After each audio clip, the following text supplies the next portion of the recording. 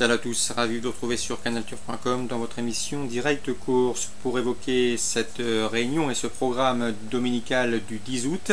Le prix Maurice de Guest, temps fort de ce programme de dimanche à Deauville, servira d'ailleurs de support au Paris à la carte, au Quintet Plus ainsi qu'à ses dérivés. Voici tout de suite ma sélection pour cette rencontre estampillée groupe 1.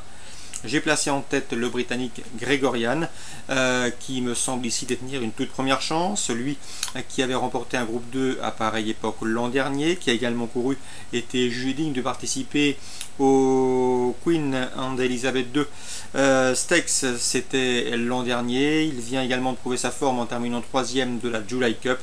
C'est un prétendant aux premières places, un cheval qui possède l'expérience du haut niveau, de la dureté, de la vitesse, mais également un peu de tenue. Dans ces conditions, cela suffira pour jouer les premiers rôles. Les Britanniques qui, à mon avis, s'annoncent redoutables dans cette épreuve de vitesse. On lui posera toutefois le numéro 8, Tawani, présenté par Freddy Head. Freddy Head qui n'a plus à faire ses preuves dans cette compétition. Il y a scellé plusieurs fois victorieusement marchand d'or. Il est également entraîneur de Moonlight Cloud, qui n'est autre que la triple tenante du titre. Cette Tawani, eh bien, vient de prouver sa forme en s'imposant dans le prix de Rissorangis, une victoire qui en dit long sur son potentiel et sa forme actuelle.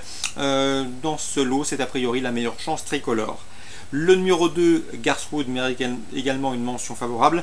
Dauphin dernièrement de Gregorian le 28 juin sur l'hippodrome de Newmarket dans un groupe 3. Attention également au numéro 7, Kaspar Netsch, qui à 2 ans avait été jugé digne de participer au prix Jacques Lemarois. Il avait pris la 5e place. Il a ensuite brillé et concouru dans des épreuves de groupe 1 et de groupe 2 sans jamais y démériter. De quoi ici l'envisager pour l'obtention d'un mal accessite. Le numéro 1, Alma Jahir, qui a terminé 9e dernièrement de la July Cup, mais qui auparavant avait pris une excellente 3e place dans les Diamond Jubilee Stakes à Ascot. Cette performance suffit à elle seule pour lui ici voir une chance, tout du moins pour l'obtention d'un accessite. J'ai également retenu le numéro 10, Victoria, qui a également des titres à faire valoir, 3e de groupe 2 courant octobre, qui a également bien fait dans le prix de la Forêt l'an dernier. Il avait pris la 6e place, c'est le prix de la Forêt, c'est également un groupe de haut niveau. Donc sur ces performances, on s'en méfiera. Le numéro 12, Zdegel, qui a terminé 2e de Tawani lors de leur dernière confrontation commune dans le prix de Rissorangis, se tiendra en embuscade, à l'instar du numéro 15, Vorda, qui a fait sensation à l'âge de 2 ans. La protégée de Philippe Sogorb a également remporté un groupe 1 sur l'hippodrome de Newmarket dans les Chevrolet Park Stakes.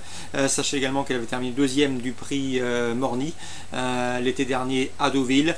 Hélas, dernièrement, elle a compromis ses chances sur un mauvais départ. Si elle réédite cette mise en jambe, il lui sera difficile de jouer à mon avis les premiers rôles. Cela dit, vu son potentiel, il serait vraiment imprudent de l'écarter hâtivement. Résumé chiffré pour ce quintet de luxe: 3, 8, 2, 7, As, 10, 12 et 15. Dans le prix du Heureux, un groupe 3 programmé sur ces hippodromes de Deauville en ce dimanche. Alain Couetil présente le 403 Bélé à Grosse. Le cheval est bien, il est confirmé sur les parcours de tenue, il a bien travaillé et son entraîneur ne serait pas surpris s'il obtenait un excellent placement.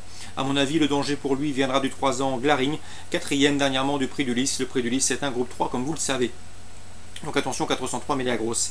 En réunion 2 au Lyon d'Angers, j'ai pas mal d'infos à vous transmettre. Dans la première, le 101 Omori me plaît beaucoup. Il a bien fini le jour de ses débuts pour se classer 3e. Une bonne fin de course, une fin de course qui en dit long sur sa marge de progression. Ici dans ce lot, après des débuts convaincants à Senon, il peut briguer la palme. Le danger pour lui viendra sans doute du 109 L'Overmate, pouliche de 2 ans, inédite, présenté par l'écurie Pantal. Et le 106 également, Sedetiam. Je sais que dans le clan Linders, on en attend de bons débuts de ce mâle de 2 ans. Donc attention aux deux débutants, le 106 et le 109, pour contrer le 101 à Omori.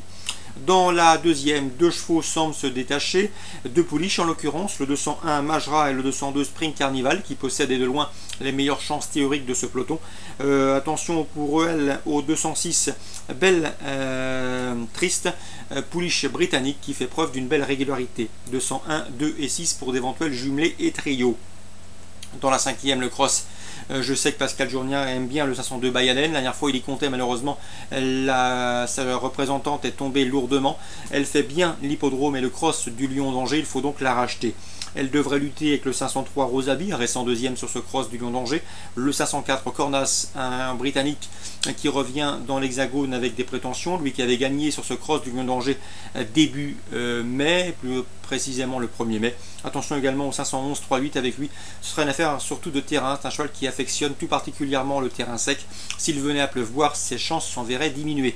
502, 3, 4 et on surveillera la météo avec le 511. Dans la 6e, sachez que le 608 Brin de Fille est inédite, elle débute, mais Grégoire Linders m'a indiqué qu'elle l'avait très bien travaillé mardi matin. C'est une pouliche qu'on estime à l'écurie, on ne serait pas surpris de la voir débuter victorieusement.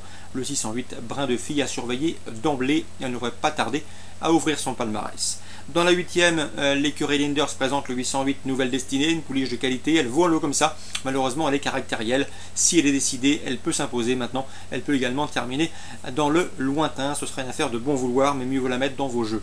Le 804 Dragonstone, à l'évidence proche d'une première victoire, constitue également un pari tout à fait indiqué.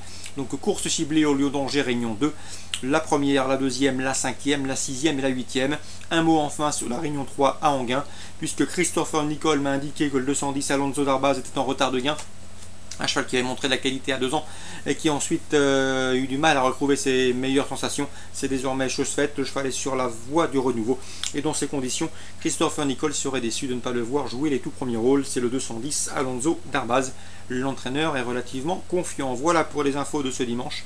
Très bon dimanche à tous et à très bientôt sur Direct Course.